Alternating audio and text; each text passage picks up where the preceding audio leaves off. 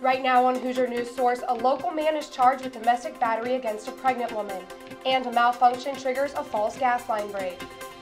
And new developments in the murder trial of the alleged suspect, Daniel Messel. Hoosier News Source starts now.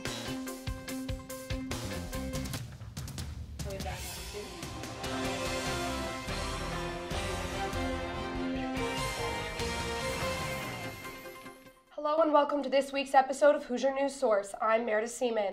And I'm Elizabeth Pace. Crime continues to rise in Bloomington. This time, a domestic battery charge turned into a felony.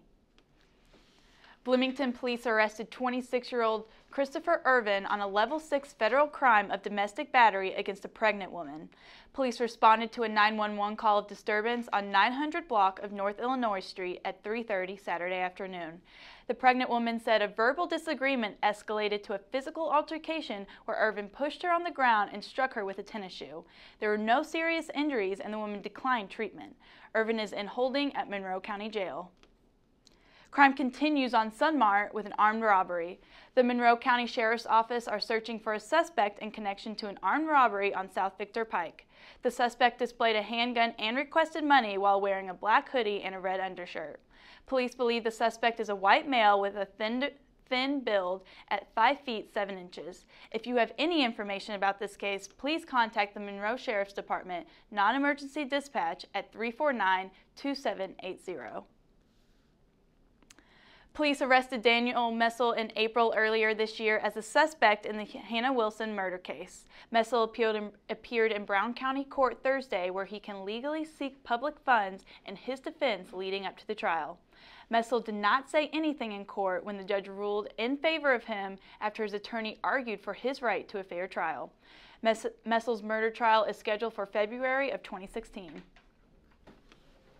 Reports of a gas line leak on campus proved false Thursday afternoon.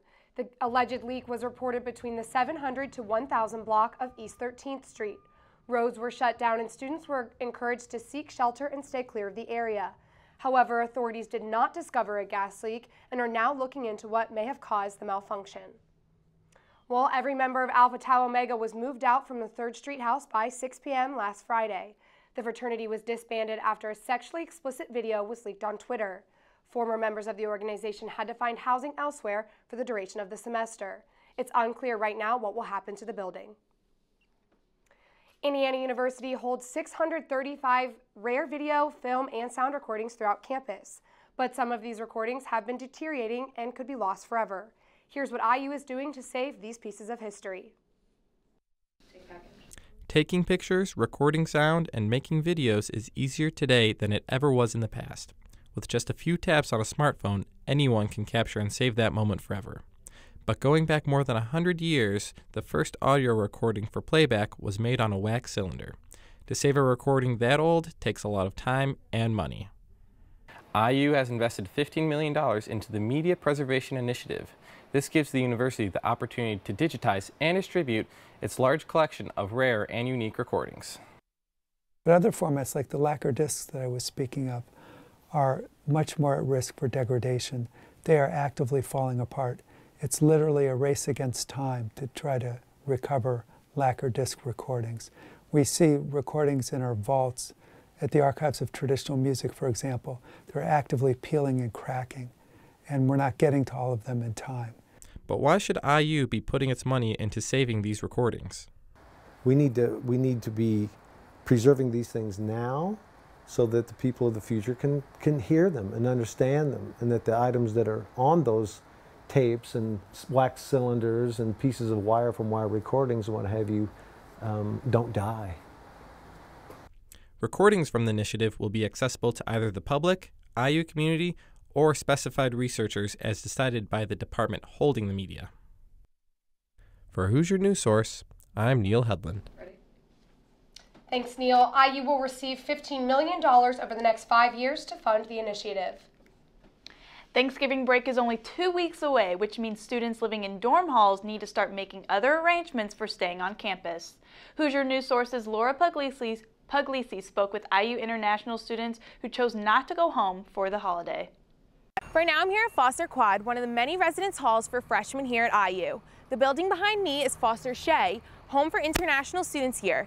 The week-long break does not allow too much time for international students to head home, so many use the time to travel or spend Thanksgiving with friends from IU. Thanksgiving break falls on November 22nd to 29th this year, but most dorm halls require students to check out by Saturday, November 21st at 10 a.m.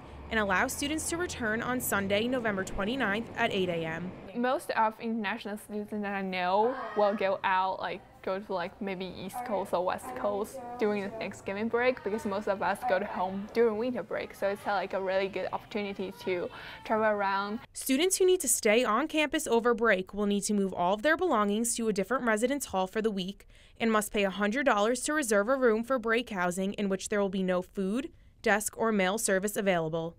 For most international students, the problem arises due to the fact that winter break falls 3 short weeks after Thanksgiving break. I think that it's rather a good thing maybe that they kick you out, because maybe that stimulates you to actually go somewhere else. Most international students don't celebrate Thanksgiving back at home and use this time to experience the real American Thanksgiving holiday.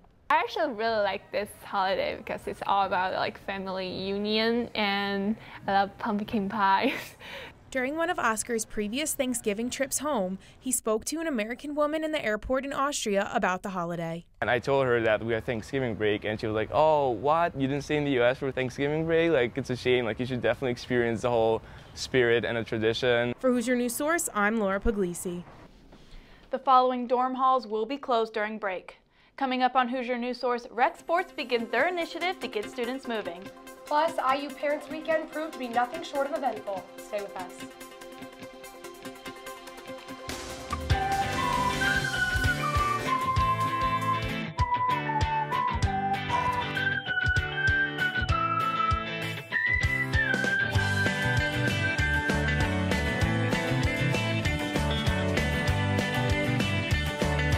And it's an honor to be here.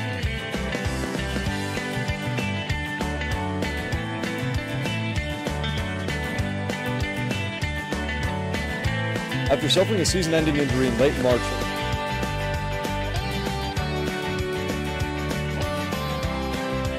As you can see behind me,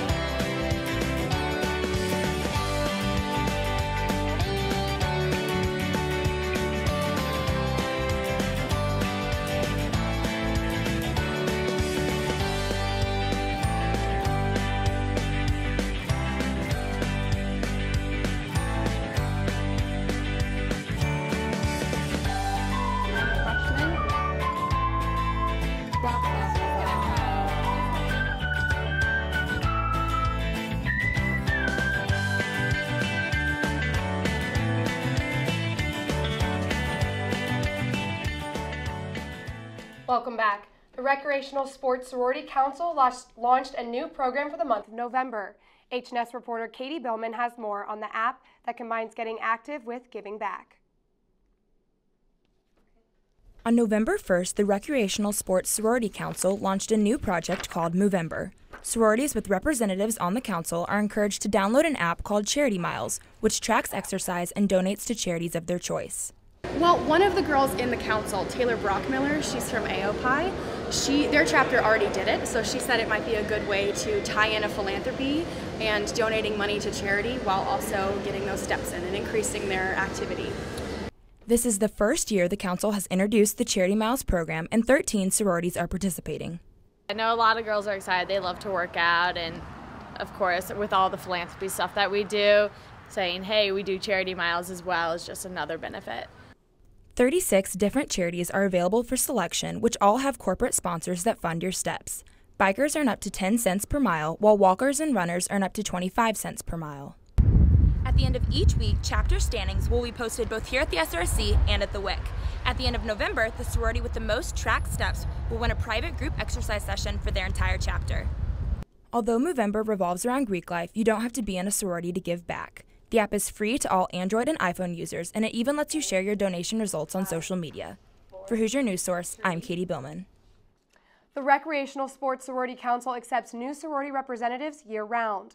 Girls who are interested in joining the council are encouraged to email Ellen Plew for more information. This weekend, parents traveled from all over to celebrate an IU tradition with their college kids, Parents Weekend. Kirkwood streets filled with students and their families. The game attracted many parents who hosted tailgates for their families. Many parents believe this is a chance to spend quality time together.